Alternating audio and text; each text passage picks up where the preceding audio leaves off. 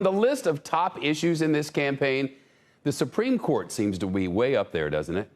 You've seen the polls that a majority of voters would like the winner of November's election to fill the open seat. But what about the Democrats' talk of expanding the Supreme Court? It's been part of both debates.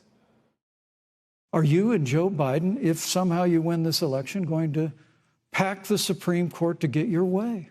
I'm so glad we went through a little history lesson. Let's do that a little more. In 1864... Well, I'd like you to answer the question. Mr. Vice President speaking. Now, make sure you, in fact, let people know you're a senator. I'm not going to answer the question Why would you answer that question? But it is a good question. But how does it play with voters?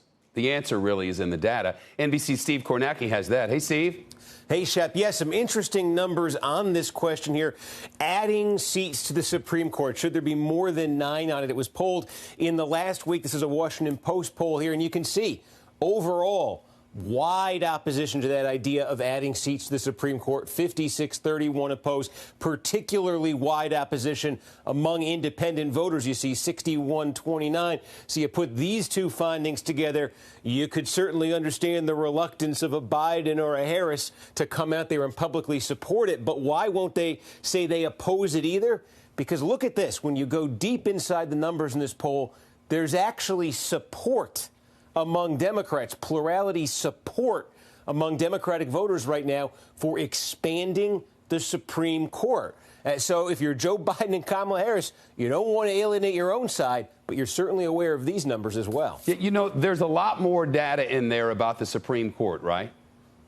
Yeah, absolutely. You know, there's a question here, too, just of this current nomination, the Amy Coney Barrett nomination. Should that be going through? You're asking voters right now. You know, we saw 3 polls come out in the last 24 hours on this. We said, what do we do when we get multiple polls? We average them.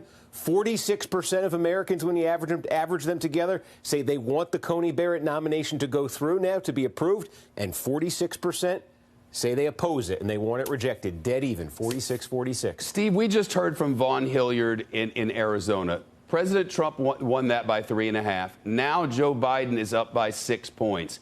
What do you see in there that's moving that? Do we know from the polling?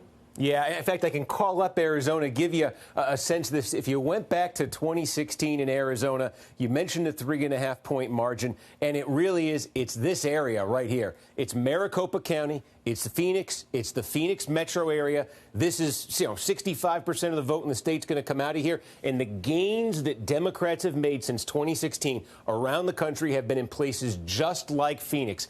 Big metropolitan areas, a lot of white-collar professionals, a lot of college degrees. Remember, Democrats won a Senate race in Arizona in 2018. It's why they won that Senate race. It's why Biden leads in those Arizona polls right now. It's why Democrats believe on election night, this giant red county here, they think they can flip it blue, and with it, Arizona. Shepard Smith here. Thanks for watching CNBC on YouTube.